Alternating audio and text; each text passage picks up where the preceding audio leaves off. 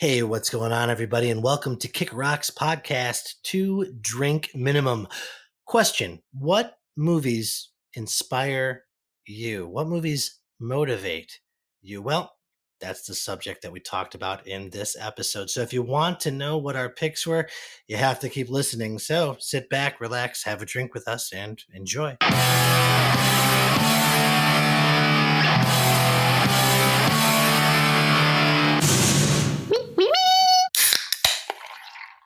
And with that sound, I love doing that. It is time for 2 Drink Minimum. Welcome, everybody. I am Bill. Sergio. JT. Tony Marino.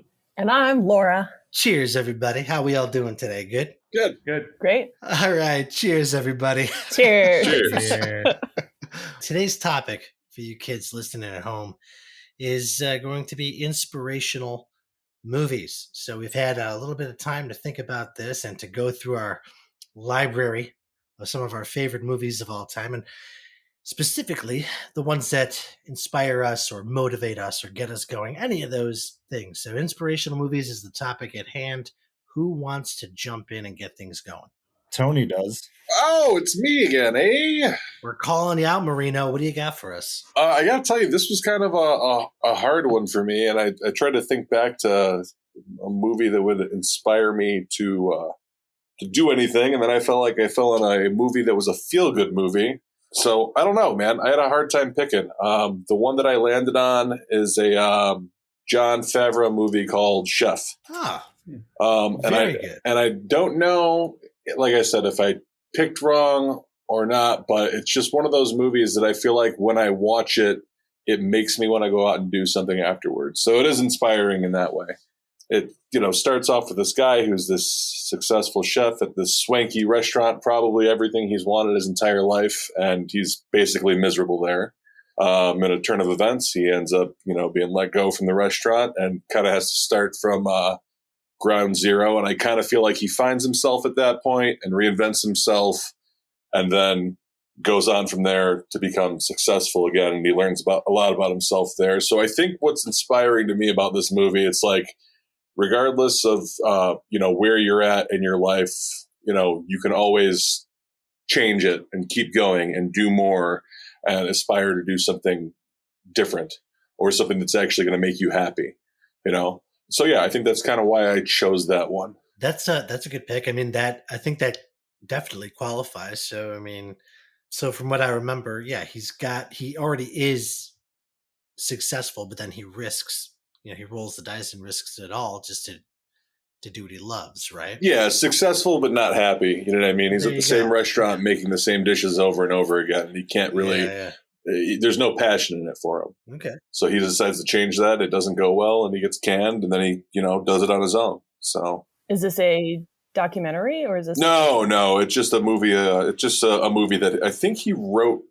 I know he directs and stars. I think he wrote it too, though. Is it still on Netflix? I know it was at one point. It was for a long time. I don't know if it now is anymore. Okay. I don't think. Go ahead. Oh, I was going to say, I don't think I've ever seen it. I haven't either. How long ago did it come out? About 10 years ago? 7 years ago. 7 years ago? Yeah, that was one of the ones that it probably just fell under the radar for me, but I know a few people have talked about it and had good things to say about it. I really enjoyed it. And when I was trying to think of a movie, when we first talked about this, and I was like, oh, an inspiring movie. What's a movie that I watch and it inspires me to go out and do something? I couldn't think of anything. You know what I mean? From that end of it. I mean, but when I think about this story, it makes me think about like, hey, look, you can still go out and do something regardless of how old you are or what you've done so far in your life, or, So I think that's kind of where it's inspirational for me at that point. And plus, at the end of it, I always feel good about it, and it kind of motivates me to do things. Nice. Awesome. Nice. Yeah, if you haven't seen it, go watch it. It's fucking good and cute. Do we know, without me going to IMDb right now and looking it up myself, do you know off the top of your head, did Favreau write or direct or both? He did. He did all of it. He wrote, directed, produced, and started it. What I thought I remembered. Yeah. Okay. Very good. Yeah. Yeah. God, talented dude. Jeez. Yeah. Seriously. Okay.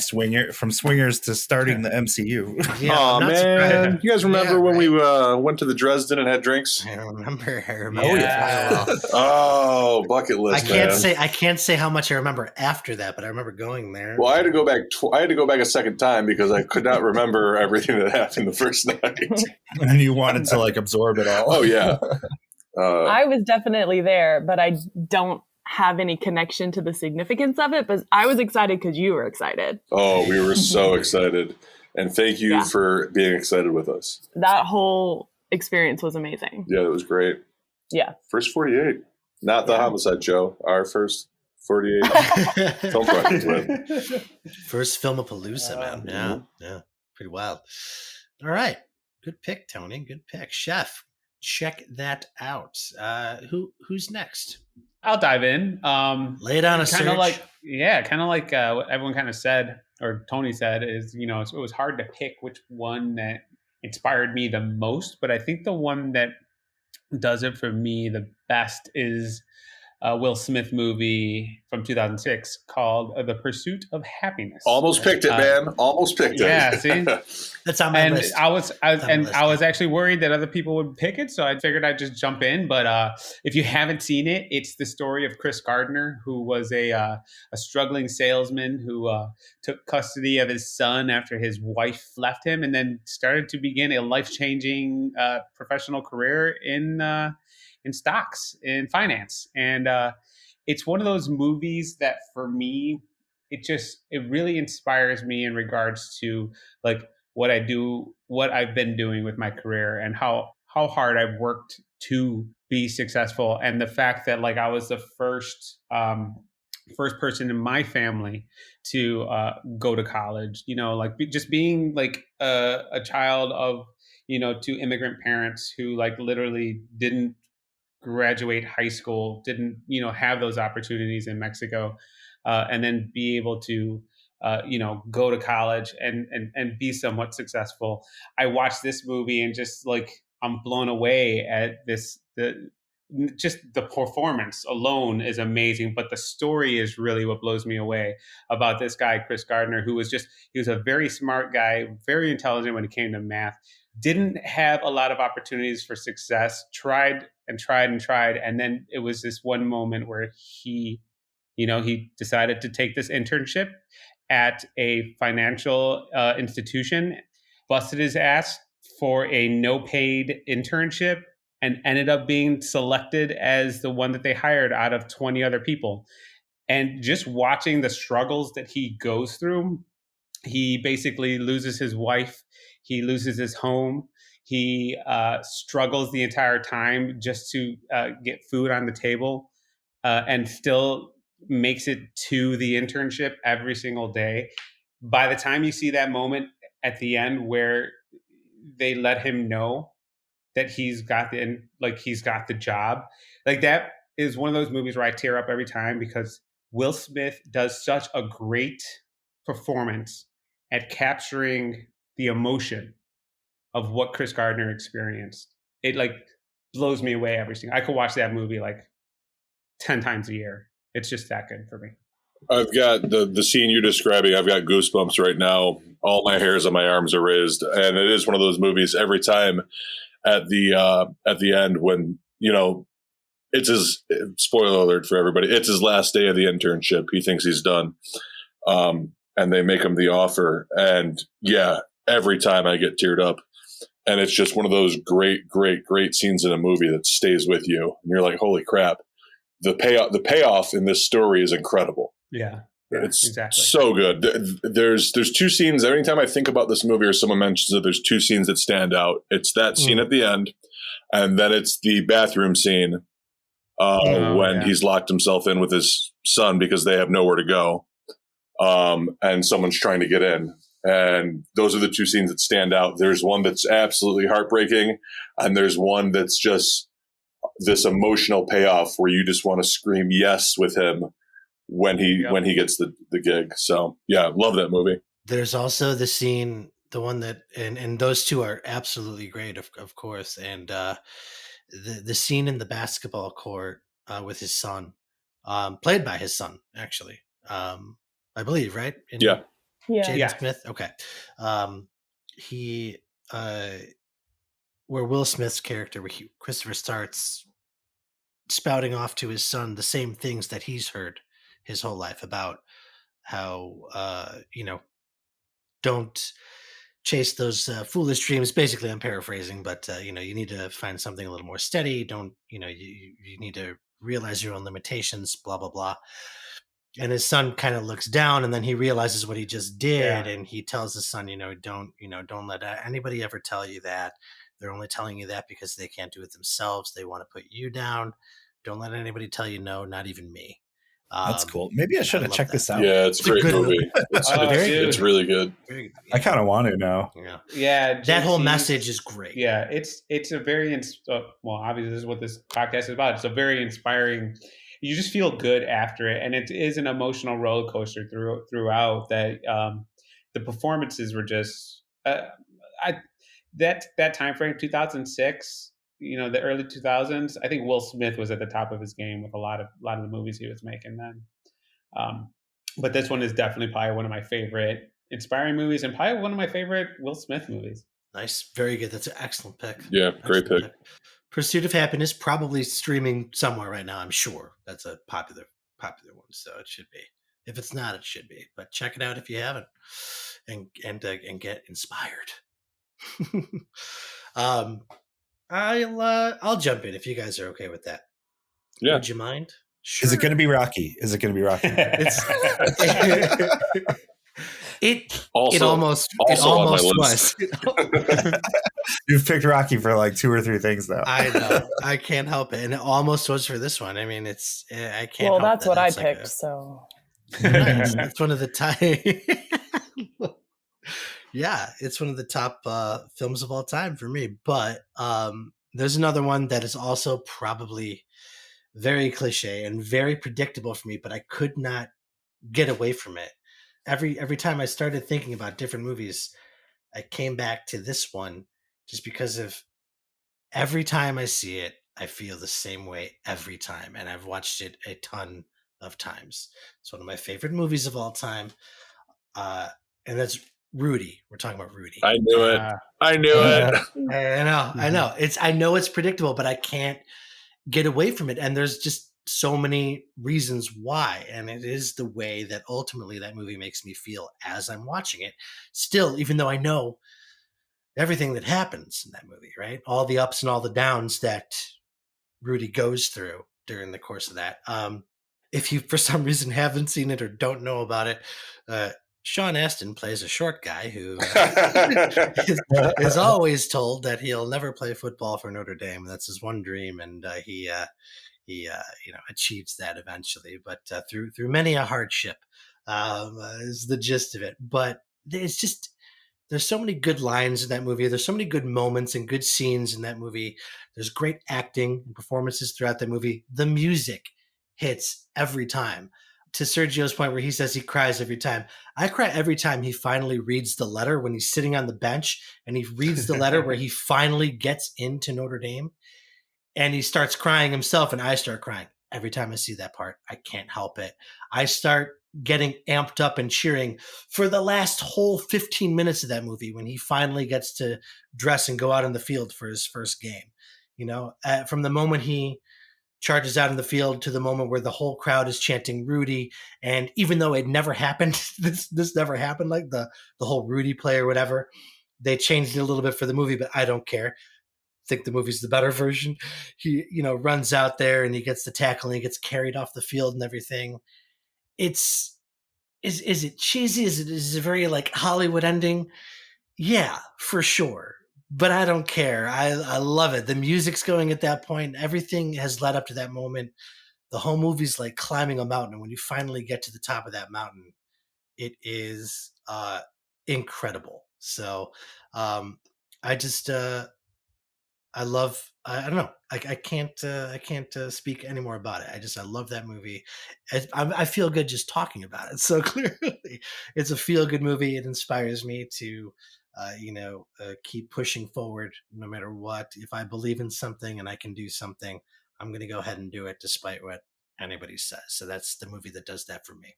So is that one based on a true story? Yes. Oh. But yeah.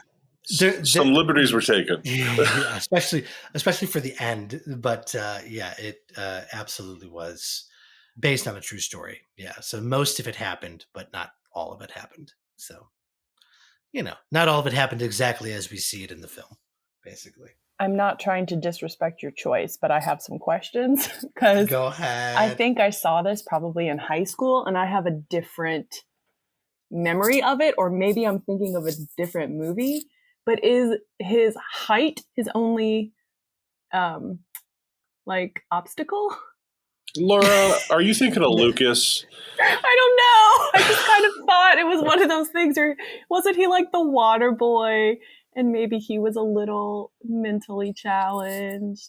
Are you thinking of Waterboy so they, with Adam Sandler? Let him play a game. I don't know. They didn't it wasn't like a pity thing where they were like, kid, you can be in a game.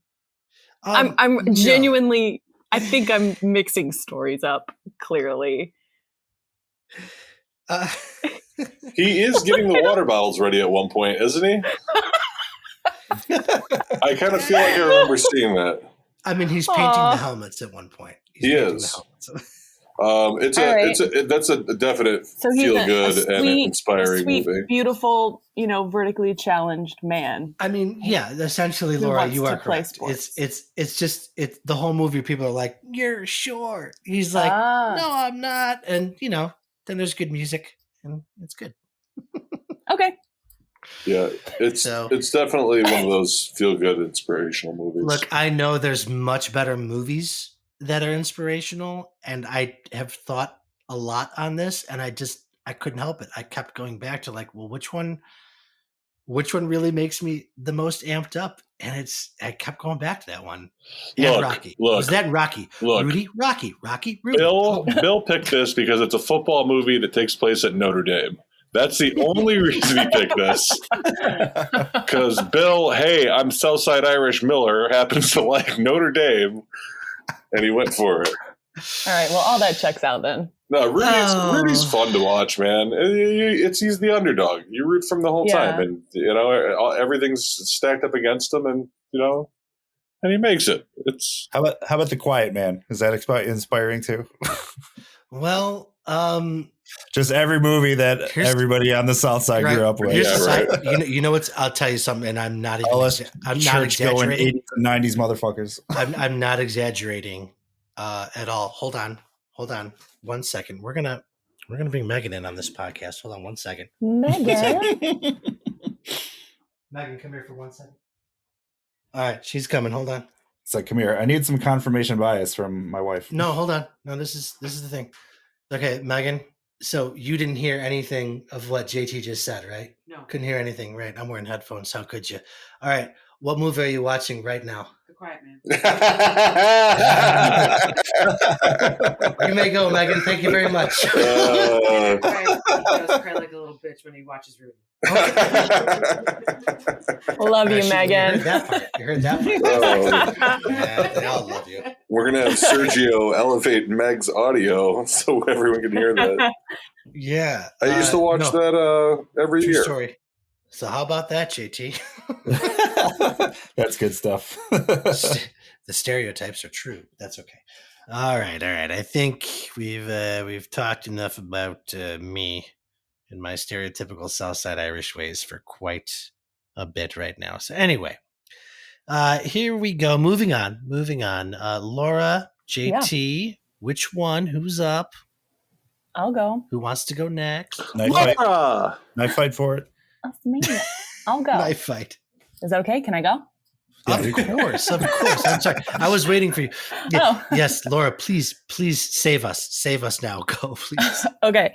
I had a knee-jerk reaction to this topic just because there's one movie that over the past couple years I just obsessively show to anyone who comes to my house, where I'm like, have you seen this? Let's watch it. But I haven't seen it in like a year because I have had all my stuff packed up and I had it on DVD. And I don't remember how I came across it. I think it might have been one of those Blockbuster going out of business and sold all of their DVDs for like $1. And I think I just bought it because Ryan Gosling was on the cover, and I'm like, oh, he's great. And like, at least if the movie's not great, I can enjoy looking at him. But then the movie turned out to be really great, and it's called Lars and the Real Girl. Yes. I've seen that. That's a good movie. I probably forced you to watch it at my house, which is probably why you've seen it. No, I saw it in like 2008. Yeah. It's one of those ones where I know exactly what's going to happen. I can quote the lines, but I feel like every time I watch his performance, I notice another layer or another tick, that physical mannerism or speech or like eye twitch or something that he's added in that I didn't catch before, which I just find, as a Meisner actor who's, spent 3 years intensely observing human behavior, I just think is so fascinating. And the fact that I believe, because I watched the director's commentary, and I think they said that he actually kind of had a sort of method approach where, he plays this guy who lives in a garage apartment on his brother's property at the end of the driveway. And he lives there with a sex doll, which sounds like it could be just really horrible. But I think that they said that during the duration of filming, he did live in that little apartment with that doll and kind of helped cultivate that relationship to be as not creepy and just as sweet and innocent as it turned into on screen. So I just think that kind of stuff is super interesting too, because it can be done right and it can be done wrong. Really wrong. Really wrong. And they did it really well. And it's one of those things where the ensemble is so solid and everybody's performance has those layers that I notice again and again. Patricia Clarkson playing the psychologist, and I mean, just beautiful. And I think one of the immediate standouts the first time I watched it, when I didn't know what the story was and I didn't know what direction it was going in, was a conversation that was happening between his character, his brother, and then his brother's wife. And it's kind of a dinner table conversation. And it's one of those things where the people are talking like normal conversation. They're interrupting each other. They're talking over each other, but you can still hear everyone. And I think sometimes really amateur theater and really amateur actors in film as well do that thing where they're like, you have said your line and now I will say my line and now we will wait for this line. And it just, I don't know, I don't get lost in stories like that because rhythms bother me. So if I pick up on something like that seems way too calculated, I'm immediately taken out of it. And at the same time, you can't completely talk over each other so much that you're missing information. So I think the way that they were directed or rehearsed that scene, or however they were coached to do it or not coached, was just so cool because it worked so well. Family drama stuff was really hard hitting in that. Like, it felt really real. And what's funny about the movie is like, I don't know, like that's when we made that movie for the 48 where Aphrodite Inc. With the soap opera. Real life. That one. Real life. Yeah. See, that's the tone I was going for. I had that movie in mind and the Adam Sandler movie Punch Drunk Love in mind, where it's like I wanted to make something that was like dead serious seeming, but like from a distance, it's also kind of funny. But it's like a really, really understated joke. You know what I mean? Mm-hmm.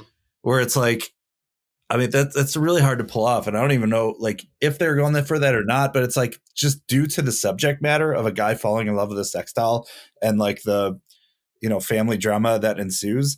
It's like on paper, that is so ridiculous. It's almost like a dare somebody to make the audience take this seriously. And they did, So like from a distance, there's like a little bit of ironic humor to it, but it's like, it is just played so straight and like so done so well. And like, you really believe everything that's going on. So I don't know. Yeah. And I mean, I think that's a really good way to describe it, especially if you wanted to pique somebody's interest, because that does sound really hokey and silly, like, oh, watch this dude fall in love with a sex doll.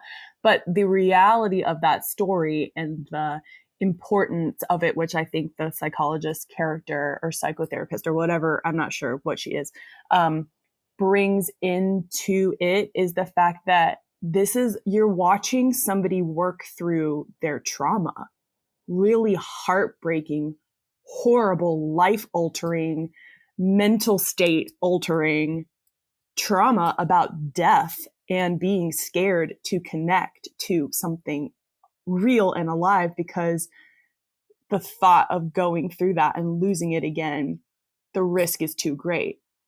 And when that element of it kicks in, it just becomes so fascinating to watch. And then you watch also too from a human compassion element to the way that the town, this small, tiny town of probably really closed-minded conservative people, just fully accepts it and embraces this doll as human. And I think one of the turning points in the film, which I always find so hilarious, is when he gets in a screaming match with the doll because she has a schedule, because she's volunteering at the children's hospital and she's, a store mannequin on Tuesdays and Wednesdays at the mall. And because all these people in the community are trying to embrace her for his benefit. And then all of a sudden she's not his anymore. And he's like, what? And he's just yelling at this thing.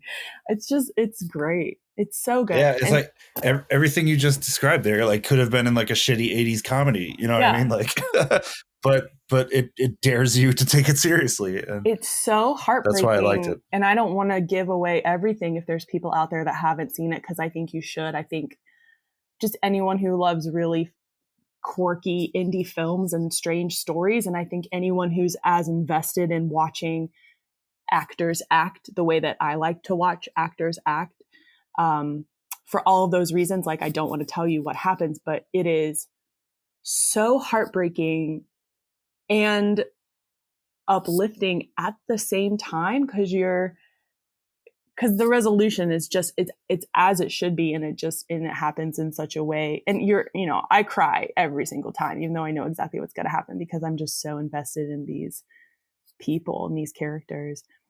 So that's my pick. But then I also want to give a shout out to things that just move me, which would be Moana, which just moves me in every single way. Oh, there you go. And I'm very familiar with Moana. Yes, of course you are. It's Moana one of Luna's favorite movies. Yeah, because Luna's the best. Moana, WALL-E, and then also creatively, like something that makes me want to continue to try to pursue a business in this, because I finally saw a modern day film that was a throwback to what I love, which is old Hollywood and musicals. So La La Land, for me, was a huge light bulb moment where I'm like, oh man, there's people that want to make these movies, and they want to do oneers of dance numbers, of 15-minute long dance numbers. Like, yeah, I'm in that too. So those are my 3 little shout outs, but Lars and the Real Girl for sure, just because I think I've shown it to everyone I know. I force people to watch it. I'm like, you have to see this film. Nice. Yeah, that's it. I'm done. All right. That's my 1/4. I like it. Serge? No, sorry, Serge, you went. Hello. Let's try. Take two. That's a good pick, Laura. JT. It's me, GTO. What's up, buddy? Let's. What's your pick? My pick is, I actually went kind of unconventional because, like, it's not DuckTales, is it? No, not to put too much of a rant on it, but it's like I don't know. Like I tried really hard all week to think of like movies that inspire me, but I guess maybe sometimes fictional movies just don't inspire me. Like I get creative inspiration constantly all over the place. You know what I mean? But like as far as like inspiring, like the way we kind of mean it, you know what I mean? Like a Rudy type thing or something that makes you want to get up and get out and do stuff. Like nothing really does it for me when it comes to stories. I'm either entertained or I'm like warmed over or something. but I don't know. There's like a disconnect between me and movies when it comes to that. But like real life stuff, real stories, like from real people, like get me going a lot more than fiction does, I guess. So when it comes to like that kind of stuff. So I picked, it's kind of like three things at once, but it's like Sci-Fi Wire has done like these comic book documentaries and stuff. And one of them was called So Much Damage, The History of Image Comics. Another one called Like Hell I Won't, The Story of Todd McFarlane. And Complex has a show called Blueprint where they do like interviews. So like that's what I'm mainly going to focus on, is because it's Todd McFarlane. I like watch documentaries on Todd McFarlane. He is the creator of the comic book character Spawn. And he also kind of reinvented Spider-Man for the 80s and 90s before he did that. And I even watched the 45-minute interview before this just to kind of like refamiliarize myself with it, because I kind of watch it like once a year. And it's so amazing because like this dude like just marches to the beat of his own drum, you know? And he like, by the way, he snaps when he talks. He says, yeah, no. So back when I was doing this, and like stuff like that.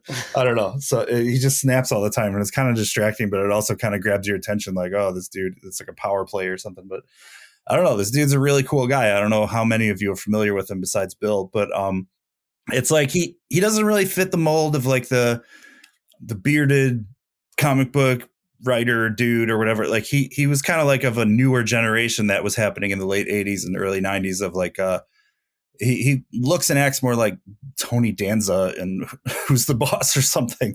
You know, like an Italian dude with like a chain on, and you know, he talks like in just kind of like a street kind of way. And just his persistence in trying to get a job at Marvel, and like just how much like he wanted to like just get his art out there. And he would like send it in and stuff. And then while he was working there, he would like change things and like say like, no, we should do it this way. We should do it this way. And they're like, but it's always been done this way. And he's like, no, we got to do it this way. And he like slowly kind of broke molds, drew Spider-Man with big eyes and Mary Jane with 80s hair, and, you know, just kind of updated everything. And then like drew a lot of attention to himself, kind of became a rock star in the comic book industry. And then at the height of his popularity, him and like 5 or 6 other dudes created Image Comics. They just walked out of Marvel. They took a meeting with everybody and they said, hey, guess what? We're all gone. Like all their top talent was just like, bye. And they like figured, what are we doing? Like we can make our own characters. We can like sell them and we can own it all and make 100% of the profit and all that stuff. So it's like just the way he talks about doing everything yourself and like just having business sense, you know, which is something that I kind of lack. I'm more of like an art kind of guy, but you know, I'm slowly starting to learn the ropes a little more. But it's like he's just really, really, he's almost like egocentric, you know, like he like the way he talks about himself and everything he does, you know, it's just very matter of fact, I'm awesome or whatever, you know, but like also inspirational at the same time. It's more like he's almost like projecting at the audience that they can do what he did, even though he is egocentric. Does that make sense? Like, I don't know. Yeah. It's just a cool guy. He split from them, and then they even took a meeting at DC just to go in there, and DC was like, oh my God, like he said like, you know, they're probably like, oh, they're gonna work for us. It's gonna be awesome. And they take a meeting with them just to say, we're not gonna work for you either. All these guys. And then they went and started Image Comics, which was like a really big thing for the industry because it kind of made people realize there's an alternative to Batman and Superman and Spider-Man and all that stuff. Like people can do what they want, and like they became like rock stars overnight for like all their own properties, and he still does it. And he makes like toys. Like he tries to say like, he just looked at toys and he said, these are boring. Like, why aren't they making them better? What, I could sell them for $1 more and like sculpt them in a way that is like super detailed. And then like everybody told him no. And he said, yes. So he just started his own company and he did it. And then he bought, what was it? Mark McGuire's like a record breaking home run baseball for $3 million just to like say he can make 30 million more, because like that got sports people interested in him, and he started making sports toys like and stuff like that. Like, so it's like he's just the way he talks is just like really inspiring. Like how it's just kind of like, you can do this, you know what I mean? Like you can, like, if you can get paid to draw and be immature and do whatever you want, like that's a good day, you know, like nobody's telling you what to do. You're your own boss kind of thing. So I don't know. Yeah. And he's a big advocate of saying, if I can do it, trust me, you can do it, you know, Right. like that kind of thing. And he just definitely has his own style. If you're, for those listening, familiar with any McFarlane stuff. I mean, if you think of Spawn, how Spawn looks in your head, if you're familiar with that, that's basically, it's kind of that style. He's pretty consistent with that, and he takes that to Spider-Man, which I love his depictions. I'm a big fan of his versions of Spider-Man and Venom to that respect. I think they look pretty great. Right. He co-created Venom. So there you go. That's right. Okay. So, I mean, yeah, I mean, the guys, you know, for that industry, I mean, is very, very punk rock, a little rebellious for that industry, but yeah, that's a great, I mean, that's a great example. That works. I mean, he's very inspiring for what he's done and what he, you know, and especially like in your field, JT, what you do. I mean, it makes a lot of sense, you know, everything you're saying, like with that pick right there. I mean, it's basically what you're doing now. You know, you're creating, you have created, rather, right. I should say, your own comic book right now. So it's kind of, you know, sounds like you're taking the words of old Todd McFarlane to heart there, doing your own thing there. So that's kind of cool, man. It's cool to hear you talk about that, because I'm like, as you're talking, I'm like, you're doing that like right now you're doing that. So that's pretty cool. Pretty much. It's good. But Keep it yeah, up. I went down a rabbit hole of just watching early Image Comics documentaries, and that's kind of what it just really just like got my Nice. I don't know, creative juices flowing in my get out and do stuff with yourself kind of, you know.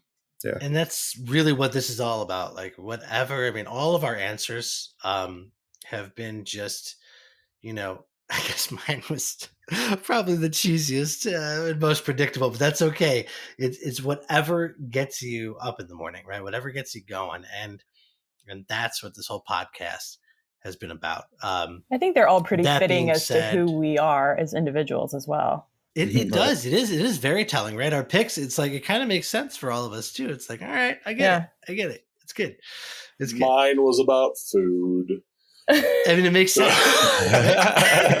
Mine was about sex dolls. Seriously, Tony, every time for those of you who don't know, if you ever get invited to Tony Marino's household, go, because he will make you a charcuterie board that is unlike any other. Am I saying that right? You I always want to nailed say it. chartreuse. It's charcuterie, right? Yeah. We'll drink some chartreuse afterwards. Yeah, right. He'll make you the finest meats and cheeses you've ever seen on a platter, my friend. So yeah, if you know, it just, yeah, all the answers made perfect sense there, and they're all good. And I guess without any further ado, I think it's time to wrap things up. I'm inspired to wrap up this podcast, if you will. So with that said, I'm going to wrap this up by saying, Tony, wrap this shit up, please. You've been listening to Kick Rocks Podcast 2 Drink Minimum. We've been talking about movies that have inspired us. It's inspired me to close this differently than usual. I'm just kidding. Chicka chicka bow wow cow now. Now bow wow. And that's going to do it for this episode of 2 Drink Minimum. Thank you so much for tuning in. Remember to like and subscribe to our podcast. You can comment right on our Facebook page. You can subscribe on iTunes, on Spotify, whatever your favorite podcast medium of choice is, and let us know what movies inspire you. And hey, while you're there, let us know what topics you want us to talk about next. Maybe what movies you want us to review next. The sky is the limit. Let us know. Engage with us. We beg you. Just kidding. We don't beg. Well, we kind of beg you. We're a little needy lately, but that's okay. We love you guys. Thank you so much for tuning in, for listening, and enjoying it with us. This has been 2 Drink Minimum. We've been drinking, thinking, and talking shop. Cheers, everybody.